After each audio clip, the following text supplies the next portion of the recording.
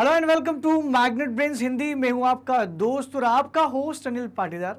दोस्तों कि जैसा कि आप जानते हैं कि हम लोग बिहार बोर्ड के कक्षा 8वीं के सामाजिक विज्ञान के अंतर्गत हमने भूगोल विषय चालू किया और भूगोल के अंतर्गत हम लोगों ने यूनिट नंबर 2 शुरू कर दिया है।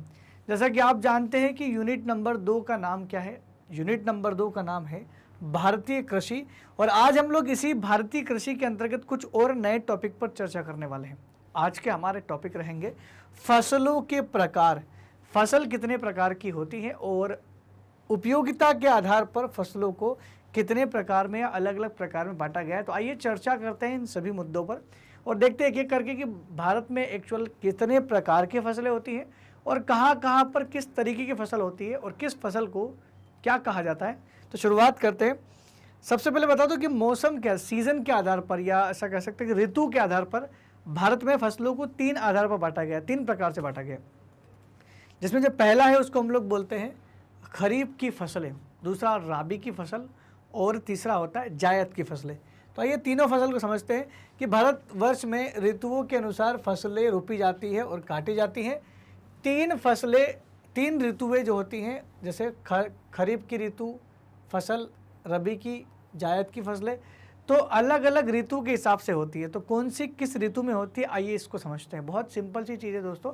ज़्यादातर चीज़ें आप में से ज़्यादातर लोग जानते भी होंगे कि खरीफ का मतलब क्या होता है, रबी का मतलब क्या होता है और जायद का मतलब क्या होता है। तो पहला हमारा है खरीफ की फसलें कब होती हैं। देखिए जब मानसून आता है, जब जून के महीने में मानसून आता है, उसी मानसून के चलते जब बुआई की जाती है तो उस फसल को हम लोग कहते हैं खरीफ की फसल। और ये अक्टूबर नवंबर के महीने में काट ली जाती हैं। तो मानसून आने के साथ ही अर्थात जून जुलाई में बोई जाने वाली फसलें और अक्टूबर नवंबर में काटी जाने वाली फसलों को ही क्या कहलाती है, फसलें ही कहलाती है खरीफ की फसलें। और इनमें से मुख्यतः फसलें कौन कौन सी है। धान की फसल, धान मतलब जिसको हम लोग चावल बोलते हैं, मक्का, जूट, मूंगफली। इवन अगर आप मध्य प्रदेश के आसपास रहते तो वहाँ पर एक और चीज़ मिल जाएगी आपको बहुत ज़्यादा मात्रा में और उसका नाम है सोयाबीन। सोयाबीन बहुत ज़्यादा मात्रा में उगती है। आपको पता ना कि रिफाइंड ऑयल सबसे ज़्यादा इसी से बनता है। तो ये जो फसलें हैं ये मानसून के साथ ही जून और जुलाई में बोई जाती हैं और अक्टूबर नवंबर के टाइम तक ये फसलें पक करके तैयार हो जाती है और इन्हें काट लिया जाता है। तो ये इनका टाइम पीरियड रहता है। तो इसी को हम लोग क्या बोलते हैं, खरीफ की फसल। सबसे ज़्यादा भारत में खरीफ की फसलें ही होती हैं क्योंकि जिन किसानों के पास सिंचाई की सुविधा नहीं, वो दूसरी वाली खेती नहीं कर सकते। लेकिन जिनके पास सुविधा नहीं भी है या हो, कोई फ़र्क नहीं पड़ता क्योंकि बारिश तो ऊपर से आ रही है और बारिश से सबको फ़ायदा मिल जाता है। इसलिए खरीफ की फसलें ज़्यादा होती है भारत में, जबकि बाकी दूसरी फसलें थोड़ी कम ही होती हैं। जैसे रबी की फसल की बात करें, रबी की फसल की बात करें तो ये अक्टूबर नवंबर में जब खरीफ की फसल कट जाती है तब इसकी बुआई होती है, हाथों हाथ बुआई हो जाती है और अक्टूबर नवंबर में बोई जाती है तथा मार्च और अप्रैल में काट ली जाती है। तो अक्टूबर नवंबर से लेकर के मार्च और अप्रैल तक के बीच की जो भी फसलें होंगी वो सारी की सारी क्या कहलाएंगी, वो सारी की सारी फसलें कहलाएंगी राबी की फसलें। तो रबी की फसलें समझ में आ गई होगी आपको। फसलों को तापमान एवं जल की आवश्यकता खरीफ की अपेक्षा कम होती है। मतलब ये जो रबी की फसल होती हैं इनको न तो ज़्यादा तापमान चाहिए और न ही इन रबी की फसलों को ज़्यादा पानी चाहिए। कम पानी और कम तापमान में उग सकती हैं, जबकि खरीफ की फसलों के लिए बहुत ज़्यादा मात्रा में पानी चाहिए और तापमान भी अच्छा खासा आना चाहिए। तो आपने देखा भी होगा कि जुलाई के महीने में, अगस्त के महीने में तापमान ठीक ठाक रहता है, मतलब ठंड नहीं गिरती है तो तापमान अच्छा ही रहता है और उस समय बारिश इतनी तेज़ होती है कि पानी बहुत ज़्यादा है मात्रा में ही पाया जाता है। तो ज़्यादा पानी में उगती है फसलें खरीफ की, लेकिन रबी की फसलें कम पानी में उग जाती है और इनको ज़्यादा जो है टेम्परेचर भी नहीं चाहिए। जैसे फॉर एग्जांपल उदाहरण की बात करें तो रबी की फसलों में जैसे गेहूँ, सबसे महत्वपूर्ण फसल रबी में गेहूँ ही होती है। चना, मटर, मसूर और जौ इत्यादि फसलें रबी की फसल होती है। तो ये कुछ फसलें जो मैंने आपको नाम बताया कि चना हो गया, मटर हो गया, मसूर हो गया, इत्यादि फसलें जो होती हैं ये रबी की फसल में आती है। अब बात करते हैं हमारी तीसरी और अंतिम फसल में, जिसमें हम बोलते हैं खरीफ व रबी के बीच। अर्थात खरीफ और रबी के बीच मतलब खरीफ की फसल मानसून से के टाइम पे होती है, जून के टाइम पे, और रबी की फसल मतलब अक्टूबर, ये मार्च अप्रैल तक हो जाती है। तो मार्च अप्रैल से लेकर के जून के बीच में जो भी फसलें होती हैं उन सभी को हम लोग क्या बोलते हैं, जायद की फसलें बोलते हैं। अर्थात गर्मी के मौसम में जो फसलें बोई जाती हैं वे जायद कहलाती हैं। लेकिन ये ज़्यादातर जगह नहीं होगी, ये उन्हीं जगह होगी जहाँ पर पानी की समस्या बिल्कुल भी नहीं है, जहाँ पर पानी प्रॉपर मात्रा में सिंचाई की उपलब्धता होगी वहाँ पर होती है। और जायद की फसलें कम समय में उपजाने वाली फसलें, बहुत कम टाइम पर उग जाती है। जैसे तरबूज, खरबूज, खीरा, ककड़ी, ये सारी चीज़ें आपको मिल जाती है। तरबूज उसी समय आता है, तरबूज, खरबूज, खीरा, ककड़ी और सब्जियां, ये आदि चीज़ें जायद की फसल है। लेकिन एक प्रमुख जायद की फसल में मूंग की फसल भी होती है, इसको भी ध्यान रखना आप। मूंग जो होता है ये भी गर्मियों के टाइम पे होता है। तो जायद की फसल में मूंग भी सबसे अच्छी एक फसल होती है, बहुत सारे इलाकों में होती है। ज़्यादातर मध्य प्रदेश में सबसे ज़्यादा मूंग होता है, यहाँ पर मध्य प्रदेश और उसके आसपास के इलाकों में काफ़ी मूंग बोया जाता है। तो ये मूंग की फसल क्या करती है, या कोई भी दाल वाली फसल हो, बड़ी अच्छी होती है क्योंकि ये खेत की उर्वरा शक्ति बढ़ा देती है। दोस्तों आपको पता है कि दाल वाली फसलों की जड़ों में राइजोबियम नाम का एक जीवाणु होता है जो नाइट्रोजन को नाइट्रेट में कन्वर्ट कर देता है और इसी नाइट्रेट से बढ़ती है आपकी मिट्टी की उर्वरा शक्ति। तो साल में एक बार एक दलहन फसल जरूर बोना चाहिए, इसीलिए फायदा हो जाता है उससे। तो हमने समझा कि ऋतुओं के आधार पर 3 प्रकार की फसलें, जिसमें राबी, खरीफ और जायद की फसलें हमने समझ ली है। बस एक दो बार आप और एक बार पढ़ोगे तो आपको चीज़ें क्लियर हो जाएगी कि कौन कौन सी फसल को कब कब काटा जाता है और कब कब बोया जाता है। आइए बात करते हैं अब दूसरे तरह के प्रकारों की। उपयोगिता के आधार पर फसलों के प्रकार। तो उपयोगिता के आधार पर फसलों को 5 अलग अलग भागों में बांटा गया है। अगर आपको फसलें केवल पैसा कमाने के उद्देश्य से ही उगानी है तो उसको व्यापारिक फसल बोलेंगे। अगर आपकी फसल जो है वो खाने में नहीं, जबकि उसका इस्तेमाल पीने में किया जा रहा है, तो वो पेय पदार्थ वाली फसलें या पेय फसलें कहलाती हैं। अगर आपने जो फसलें उगाई है उससे रेशा निकल रहा है तो उसको रेशेदार फसल कहते हैं। या आपकी जो फसलें हैं वो खाने में भोजन के रूप में इस्तेमाल की जा रही है तो वो खाद्यान्न फसलें होती हैं। तो इस तरह से टोटल 5 तरह की फसलें, और सब्जी और साग सब्जी उगाने को बागवानी कृषि कहते हैं। तो 5 तरह की फसलें हैं। सबसे पहले खाद्यान्न फसलें, खाद्यान्न या खाद्य फसलें, वे फसलें जिनका इस्तेमाल रोज़मर्रा जीवन में खाद्यान्न के रूप में होता है। जैसे दलहन फसलें, महत्वपूर्ण तो यही है, दलहन फसलें, तिलहन फसलें, ये इसी में से कुछ हैं। दलहन, तिलहन फसलें, और भी बहुत कुछ है। दलहन तिलहन के अलावा कुछ खाद्यान्न फसलें, जैसे गेहूं भी इसमें आ जाता है ना। तो मेनली तो दो ये याद रखना, क्योंकि ये इसका एग्जाम्पल लिखोगे तो इजीली आपको उत्तर जो है सही मतलब जो मार्क्स है वो अच्छे से मिल जाएंगे। नेक्स्ट है रेशेदार फसलें, रेशे जिनसे, जैसे कपास, तो रेशा जिनसे निकलता है वो रेशेदार। कपास, जूट की जो फसल होती है, ये सब कौन सी फसलें हैं, ये रेशेदार फसलें हैं। नेक्स्ट है आपका पेय फसल, जिनको पीने में इस्तेमाल करते हैं, जैसे चाय की फसल जो होती है वो पेय फसल में से कोई एक है। उसके अलावा कॉफ़ी की फसल जो होती है वो भी कुछ इस तरह की ही है। कॉफ़ी, चाय जो है, ये दोनों कौन सी फसलें, पेय पदार्थ हैं। बागवानी में हम लोग क्या फल सब्जियां उगाते हैं, तो बागवानी में क्या होगा, फल एवं सब्जियां। ट्रक फार्मिंग के लिए होता है ये, तो ये भी हम लोग बात करेंगे, फल एवं सब्जियां। इसके अलावा व्यापारिक फसलों की बात करें तो ऐसी फसलें जिनको उगाया जाता है व्यापारिक उद्देश्य के लिए, जैसे फॉर एग्जांपल तंबाकू। तंबाकू व्यापारिक उद्देश्य के लिए फसल होती है, तंबाकू फसल होती है दोस्तों। मखाना का नाम सुना होगा आपने, हमारे उत्तरी बिहार में होती है मखाना। तो मखाना हो गया, तंबाकू हो गया, ये जो फसलें होती है। रबर हो गया, रबर भी वैसे कुछ फसल है, रबर हो गया। ये सारी फसलें क्या है, ये व्यापारिक फसलें हैं। तो एग्जाम्पल के साथ मैंने आपको बता दिया, एक एक करके इनका उपयोग भी समझ लेते हैं और थोड़ा सा डिटेल में समझते हैं। तो अगर आपको समझ में आ रही है ये चीज़ तो इसको आप चाहे तो स्क्रीनशॉट ले सकते हैं, आपको काम आ जाएगी ये। अब बात करते हैं हम लोग इसको एक एक करके समझते हैं सब चीज़ों को। खाद्य फसलें की बात करें तो खाद्य फसलें में दलहन और तिलहन मुख्य रूप से आता है। दलहन और तिलहन मुख्य रूप से आता है। दलहन प्रोटीन युक्त शाकाहारी फसल है। दलहन का जो है वो शाकाहारी फसल है, प्रोटीन युक्त, और इसकी खेती रबी और खरीफ दोनों ही अवधि में की जाती है। मतलब रबी के टाइम पे भी इसकी खेती कर सकते हैं और खरीफ के टाइम पे भी कर सकते हैं। मतलब खरीफ मतलब वही मानसून के बाद जून जुलाई में, और खरीफ की और रबी के मतलब कि बाद में, यानी अक्टूबर नवंबर में जो बोई जाती है उसमें भी ये खेती हो जाती है, दोनों में होती है। एग्जाम्पल आप देख के समझ जाएंगे, चना, अरहर, मूंग, मसूर, उड़द और मटर, ये सब तरह की जो है खेती यहाँ पर हो जाती है, सब तरह की दालें यहाँ पर उगाई जाती हैं। तो दोनों की दोनों ये सब सारी खाद्य फसलों के उदाहरण हैं। बिहार का एक क्षेत्र है जिसको हम लोग बोलते हैं टाल क्षेत्र, इसमें दलहन की फसल खूब उगाई जाती है। टाल क्षेत्र जो बिहार का है, यहाँ पर दलहन की फसलें जो काफ़ी मात्रा में उगाई जाती हैं। इसके अलावा नारियल की जो फसलें हैं वो भी इसी में से कुछ आती है। दक्षिण भारत में डेल्टाई क्षेत्रों में खूब उगती हैं। जबकि सरसों जो फसल है वो भी एक तिलहन में आती है। सरसों जो फसल है उसमें वो राजस्थान में उगती है, उत्तर प्रदेश में, हरियाणा और पंजाब में काफ़ी मात्रा में सरसों उगाया जाता है। जबकि सबसे बड़ी जो मेन फसल है जहाँ से हमको तिलहन मिलता है, refined oil, soybean, Madhya Pradesh और महाराष्ट्र में खूब मात्रा में उगाया जाता है। और मध्य प्रदेश अकेला काफ़ी है, बहुत ज़्यादा मात्रा में यहाँ पर उगाई जाती है। तो ये होगा आपके खाद्य फसलों के एग्जाम्पल और उसका उपयोग की कब कब क्या क्या उगाई जाती है और कौन सी। तो रबी और खरीफ अगर बोल दे तो वैसे ही काम हो जाता है। अगर हम लोग इस चार्ट को पढ़े ध्यान से तो इसमें हम लोग समझेंगे कि अगर आपको अनाज उत्पादन करना है तो भौगोलिक दशाएं क्या होनी चाहिए किसी अनाज के उत्पादन के लिए, कौन से अनाज के उत्पादन के लिए कौन सी टेम्परेचर, जलवायु कौन सी चाहिए, मिट्टी कौन सी चाहिए, बहुत ज़रूरी है। क्योंकि अगर ऐसा नहीं हुआ तो फसल ढंग से उगेगी नहीं। इसलिए हर एक क्षेत्र के लिए अलग अलग फसलें क्यों होती हैं, क्योंकि कुछ भौगोलिक विषमताएं होती जिसकी वजह से फसलें सब जगह एक जैसी नहीं हो सकती। जैसे फॉर एग्जांपल पहली बात करें कि धान और चावल की बात करें, धान चावल एक ही बात होती है। धान चावल की बात करें तो औसत तापमान जो होता है वो 25 डिग्री के ऊपर होना चाहिए, ज़्यादा टेम्परेचर चाहिए उसको। तो 25 डिग्री के ऊपर अगर तापमान है तो धान उग सकता है। और वर्षा की मात्रा 75 से 100 सेंटीमीटर के बीच में होना चाहिए, काफ़ी ठीक ठाक वर्षा यहाँ पर चाहिए।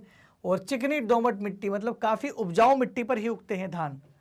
अगर गेहूं की बात की जाए तो गेहूं के लिए टेम्परेचर जो है वो 10 से 15 डिग्री बुआई के समय होना चाहिए। इसका बड़ा अलग फंडा है। इसको गेहूं की बुआई के टाइम पे अलग टेम्परेचर होना चाहिए और फिर कटाई के समय टेम्परेचर अलग होना चाहिए, क्योंकि कटाई के टाइम पे थोड़ी सूखती है, पकती है, तो थोड़ा सा टेम्परेचर बड़ा होना चाहिए।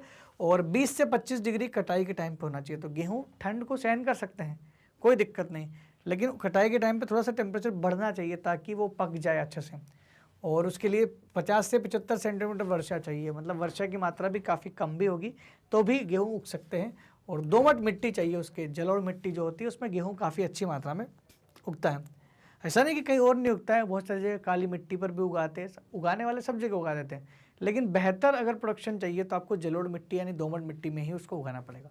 अगर हम लोग ज्वार की बात करें तो ज्वार एक फसल है, ये इसके लिए तापमान बहुत अधिक चाहिए, हाई टेम्परेचर चाहिए, इसके 25 डिग्री के ऊपर ही चाहिए। और कम वर्षा बहुत कम चाहिए। और लाल, नीली, दोमट मिट्टी, बलुआ मिट्टी सब में उग जाती है। इसलिए ज्वार जो है ये राजस्थान वाले इलाके में काफ़ी मात्रा में उग सकती हैं। और बाजरा भी वैसा का वैसे ही है। ज्वार, बाजरा, रागी तीनों मोटा अनाज है। तो बाजरा जो है वो भी अधिक तापमान चाहिए, कम वर्षा चाहिए और बलुआ मिट्टी चाहिए, राजस्थान में उगता है अभी। इसके अलावा रागी जो है ये भी कुछ इस तरह का, रागी के लिए भी अधिक तापमान चाहिए, कम वर्षा चाहिए और लाल, पीली, दोमट और बलुआ मिट्टी चाहिए। जिसमें बलुआ मिट्टी की जरूरत पड़ रही है ना दोस्तों, वो सारी फसलें राजस्थान में आपको ज़्यादा मिलेगी। इसलिए रागी, ज्वार और बाजरा तीनों राजस्थान वाले इलाके में उगती हैं। उसके अलावा बात बचती है मक्का की। तो मक्का के लिए 21 डिग्री से 27 डिग्री टेम्परेचर की ज़रूरत पड़ती है, यानी ये नॉर्मल टेम्परेचर से थोड़ा सा ऊपर होता है। मतलब जो ठंड के समय में जो टेम्परेचर चल रहा है उससे थोड़ा ज़्यादा होना चाहिए, क्योंकि मक्का की जो फसल होती है वो तो खरीफ की फसल होती है। और खरीफ के टाइम पे तो वैसे भी जुलाई अगस्त में काफ़ी टेम्परेचर ठीक ठाक होता है, 20 से तो ऊपर ही होता है। तो 21 से 27 डिग्री के बीच में होना चाहिए और मिट्टी जलोढ़ होना चाहिए, तभी मक्का की जो फसल होती है बहुत ज़्यादा मात्रा में अच्छी हो जाती है। और अक्सर आपको मक्के के जो भुट्टे खाने को मिलते हैं वो इसी समय क्यों मिलते हैं, क्योंकि ये सीज़न उसी का होता है। रेशेदार फसलें की बात करें तो रेशेदार फसलें कौन सी होती है, जैसे मैंने आपको एग्जाम्पल के तौर पे बताया था कि कपास और जूट की जो फसलें हैं वो रेशेदार, इनसे रेशा निकलता है। और एक रेशे से कपड़े बनाए जाते हैं, एक रेशे से जूट के बोरे बनाए जाते हैं। तो जूट और कपास की फसलें प्रमुख रेशेदार फसलें हैं। कपास के पौधे के लिए काली मिट्टी चाहिए, क्योंकि काली मिट्टी को ही कपासी मिट्टी भी बोलते हैं, बहुत ज़रूरी है, बहुत अहम होती है उसके लिए। 50 से 100 सेंटीमीटर की वर्षा चाहिए उसके लिए। और खुले आसमान चाहिए, पाला रहित दिन चाहिए, 210 दिन का पाला रहित दिन होना चाहिए। पाला नहीं गिरना चाहिए, मतलब वही पाला मतलब कोहरा नहीं गिरना चाहिए या धुंध नहीं गिरना चाहिए, वो नुकसान कर देगी इसको। खुली धूप चाहिए की आवश्यकता होती है कपास की खेती के लिए। और कपास सबसे ज़्यादा किया जाता है गुजरात और महाराष्ट्र, दो राज्य है जहाँ पर सबसे ज़्यादा मात्रा में होता है। उसके अलावा मध्य प्रदेश में भी और तमिलनाडु और राजस्थान राज्यों में भी रेशेदार कपास की खेती होती है। तो कपास की खेती गुजरात में होती है, महाराष्ट्र में होती है, मध्य प्रदेश में होती है। ये तीन राज्य तो सबसे अहम है ही। और सबसे ज़्यादा तो गुजरात और महाराष्ट्र टॉप पे चलते हैं हमेशा, कभी गुजरात आगे हो जाता है तो कभी महाराष्ट्र आगे हो जाता है। नेक्स्ट है बिहार में कपास की खेती तो नहीं होती, बिहार में कपास की खेती तो नहीं होती, लेकिन जूट की खेती होती है। जूट की फसल खूब उगाई जाती है। जूट को आपको पता है गोल्डन फाइबर के नाम से जानते हैं, जिसको हिंदी में सुनहरा रेशा कहते हैं। तो सुनहरे रेशे के नाम से भी जाना जाता है जूट की खेती को, जूट की फसल को वैसे भी हम लोग पुकारते हैं। नेक्स्ट है आपका रेशेदार फसल की ओर बात करें कि कहाँ कहाँ होती है, तो बिहार में कहाँ होती है, बिहार में खूब होती है। तो कहाँ होती है, बिहार के किशनगंज में जूट की खेती होती है। बिहार का पूर्णिया इलाका जो है, जहाँ पर चाय भी होती है, वहाँ पर रेशेदार फसल जूट भी की जाती है। उसके अलावा अररिया में होती है, दरभंगा तो काफ़ी फेमस जगह है, वहाँ पर होती है, सहरसा में होती है। इस प्रकार की जो फसलें थी वहाँ पर खूब उपजाई जाती है।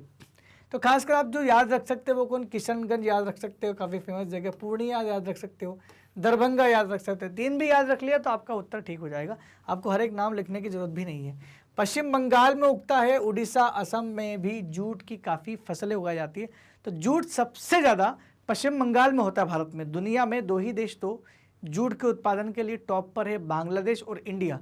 तो भारत और बांग्लादेश इसके सबसे बड़े उत्पादक अग्रणी देश है। पूरी दुनिया में हम सबसे ज़्यादा जूट का उत्पादन करते हैं और वो बंगाल वाले रीजन में ही होता है, इसीलिए बिहार क्षेत्र में भी हो जाता है क्योंकि बंगाल से सटा हुआ है। पेय फसलें की बात करें, पेय की बात करें तो जैसे कि आप देख पा रहे फोटोज़ में, ये चाय की फसल हो रही है। तो पेय फसलों में क्या आती है, चाय की फसल होती हैं जिसको पेय बोलते हैं। अपने देश में खूब होती है और चाय की झाड़ियाँ जीवाश्म नहीं होता उसमें, गहरी मिट्टी और ढलवा क्षेत्रों में होती है। ढलवा मतलब ढलान वाले क्षेत्रों में। हमेशा चाय के खेत आपने देखे होंगे ऐसे स्लोप में होंगे, तो ढलान वाले क्षेत्रों में चाय की खेती होती है और गहरी मिट्टी चाहिए उसके लिए, लेकिन ज़रूरी नहीं कि जीवाश्म युक्त मिट्टी हो, जो जीवाश्म मुक्त मिट्टी चाहिए यहाँ पर। और चाय भारत का राष्ट्र देखा जाए तो उसको पेय पदार्थ में डाल देता, राष्ट्रीय पेय पदार्थ भी बोल सकते हैं। हालांकि ऐसी घोषणा तो नहीं की गई है, लेकिन सबसे ज़्यादा मात्रा में भारतीय लोग चाय को पीना पसंद करते हैं। इसके अलावा ये होती क्या, चाय के बागान बड़े बड़े आसाम में है, यहाँ तक कि आसाम की दार्जिलिंग चाय सबसे ज़्यादा फेमस है। पश्चिम बंगाल, मेघालय ये इन इलाकों में होती है। त्रिपुरा, तमिलनाडु, केरल, हिमाचल प्रदेश आदि क्षेत्रों में चाय की खेती होती है। तो ज़्यादातर जो होती है वो असम, पश्चिम बंगाल में होती है। उसके अलावा मेघालय, त्रिपुरा, तमिलनाडु, केरला और हिमाचल प्रदेश, इन सभी राज्यों में चाय की खेती होती है। इसका मतलब ये नहीं है कि बिहार में नहीं होती। बिहार में 2 जगह जहाँ पर होती हैं, और वो 2 जिले कौन कौन से, बिहार के किशनगंज जिला और पूर्णिया जिले में चाय की खेती होती है। इन दोनों जिलों के नाम आप याद रख लेना क्योंकि काम आने वाले हैं। भारत विश्व में चाय का अग्रणी निर्यातक देश है। दुनिया में टॉप एक्सपोर्टर में जो ज़्यादा से ज़्यादा निर्यात करते हैं चाय का, उसमें भारत का नाम भी शुमार है। और दूसरी पेय जो फसल है हमारी वो है कॉफ़ी। कॉफ़ी भारत की दूसरी पेय फसल है और भारतीय कॉफ़ी को मधुर कॉफ़ी भी कहा जाता है। तो भारतीय कॉफ़ी मधुर कॉफ़ी के नाम से भी प्रसिद्ध है और यह कर्नाटक में सबसे ज़्यादा होती है। उसके अलावा तमिलनाडु और केरल, इन 3 राज्यों में, तीनों साउथ इंडियन स्टेट्स में ही कॉफ़ी पैदा की जाती है। कर्नाटक में कॉफ़ी सबसे ज़्यादा मात्रा में मिलती है दोस्तों आपको। नेक्स्ट बात करते हैं हम लोग बागवानी कृषि के बारे में कि बागवानी कृषि किसको कहते हैं। बागवानी कृषि में ज़्यादातर फल और सब्जियां आती हैं। तो फल और सब्जियों की जो खेती होती है इसी को हम लोग क्या बोलते हैं, सब्जियों की जो खेती होती है इसी को हम लोग बोलते हैं बागवानी कृषि। तो इसमें केला हो गया, आम हो गया, लीची हो गई और सब्जियां, फल फूल जितने भी है वो सबकी खेती क्या कहलाएगी, बागवानी खेती कहलाएगी। सब्जियों की मांग जो है वो प्रतिदिन होती है, बहुत डिमांड बहुत तेज़ होती है, इसीलिए साग सब्जियों की खेती जो होती है उसको एक और नाम दिया गया, इसे ट्रक फार्मिंग भी कहा जाता है। डेली होती है, डेली तोड़ करके ट्रकों के माध्यम से शहरों तक भेजा जाता है, इसलिए ट्रक फार्मिंग जो शब्द की इस्तेमाल किया जाता है वो बागवानी कृषि के लिए इस्तेमाल किया जाता है। ये शब्द आप याद रखना क्योंकि काम आएगा आपको। नेक्स्ट है व्यापारिक फसलें क्या होती है। मैंने आपको बताया था कि ऐसी फसलें जिनका उद्देश्य केवल लाभ कमाना हो, मार्केट में बेचने का उद्देश्य हो, तो ऐसी कृषि को हम लोग क्या बोलेंगे, व्यापारिक कृषि कहेंगे। जैसे रबर हो गया, मखाना हो गया, तंबाकू हो गया, मिर्ची, गन्ना, ये सब व्यापारिक फसलें हैं। तो रबर और मखाना, मखाना तो आपने देखा भी होगा और अपने बिहार में, उत्तरी बिहार में इसको होता भी है। रबर जो है वो साउथ इंडिया में, कर्नाटक में काफ़ी मात्रा में होता है, पेड़ से ही निकलता है दोस्तों रबर, ये ध्यान रखना, रबर के पेड़ होते हैं। और मिर्ची, गन्ना, ये सब जितने भी है व्यापारिक फसलें हैं। रबर को छोड़कर बाकी फसलें बिहार में बहुतायत में पाई जाती हैं, मतलब बिहार में तंबाकू भी होता है, मखाना भी होते हैं, मिर्च, गन्ना, ये सब बिहार में होते हैं, उपजाई जाती है। ये फसलें कई उद्योगों के लिए कच्चे माल का काम करती हैं। जैसे मैं गन्ने की बात करूँ तो शुगर इंडस्ट्रीज़ के लिए जो चीनी की मिलें हैं, चीनी समझते हैं आप, शुगर जो हम लोग चीनी खाते हैं उसके जो मिलें हैं वहाँ पर इस्तेमाल की जाती हैं। और इसके अलावा तंबाकू का इस्तेमाल बीड़ी, सिगरेट, चीनी, टायर आदि इस चीज़ों में इस्तेमाल आदि इन्हीं फसलों पर आधारित है। तो बीड़ी सिगरेट का जो कारखाने जितने भी है वो सब तंबाकू के उत्पादन पर निर्भर करते हैं। तो व्यापारिक फसलें हैं और बहुत ज़्यादा मात्रा में ये फ़ायदा पहुंचाती है। सरकार इन चीज़ों पर टैक्स भी बहुत ज़्यादा लगाती है। दोस्तों ये तो हमारा था कि फसलों के प्रकार और उपयोगिता के आधार पर फसलों के प्रकार क्या क्या है, इनको हमने बहुत अच्छी तरीके से समझ लिया। दोस्तों अगर आपको हमारे वीडियो यूट्यूब पर नहीं मिल पा रहे हैं सीक्वेंस में तो घबराने की ज़रूरत नहीं है। आप चाहे तो हमारी वेबसाइट विजिट कर सकते हैं। हमारी वेबसाइट का नाम है magnetbrains.com। जैसे आप हमारी वेबसाइट पर जाएंगे वहाँ आपके सामने ऑप्शंस मिलेगा India's number 1 100% free online educational platform. यहाँ पर जैसे आप जाएंगे वैसे आपको एक्सप्लोर टॉप कोर्सेज का ऑप्शन दिखाई देगा और उसमें आप तीसरे नंबर पर जाएंगे तो आपको चौथे नंबर पर जाएंगे तो आपको दिखेगा बिहार बोर्ड कक्षा 8 से कक्षा 12। अब ये कक्षा 8 से कक्षा 12 के लिए शुरू हो गया है। तो आप यहाँ पर जाकर जैसे ही क्लिक करेंगे आपके सामने ऑप्शन आ जाएगी अपनी क्लास के। तो कक्षा 8 सिलेक्ट करिएगा अगर आप कक्षा 8वीं के हो तो। जैसे कक्षा 8 आप सिलेक्ट करेंगे वैसे आपके सामने कक्षा 8 के टीचरों के नाम आ जाएंगे, उनके सब्जेक्ट के नाम आ जाएंगे। बस आपको करना है कि हर एक टीचर के सब्जेक्ट के नीचे लिखा होगा वॉच नाउ, बस वॉच नाउ पर करें क्लिक और सीधे पहुंच जाएंगे आप अपने वीडियो पे जहां से आप आसानी से अपना वीडियो देख सकते हैं। तो वहां पर आपको मिलेगा पाठ्यक्रम की जानकारी पूरी, कौन कौन सा लेक्चर डला हुआ, कौन सा वीडियो है। बस ये लेक्चर पर क्लिक किया और आपका लेक्चर हो गया, कुछ इस तरह से शुरू हो जाएगा। दोस्तों इसका फ़ायदा बड़ा अच्छा है क्योंकि इसमें ऐड वगैरह आपको परेशान नहीं करेंगे, सीधा आप वीडियो देख सकते हैं।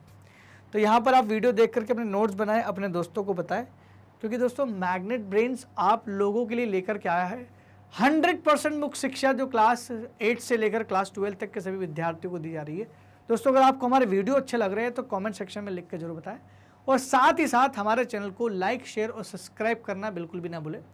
तब तक के लिए दोस्तों धन्यवाद, थैंक यू वेरी मच।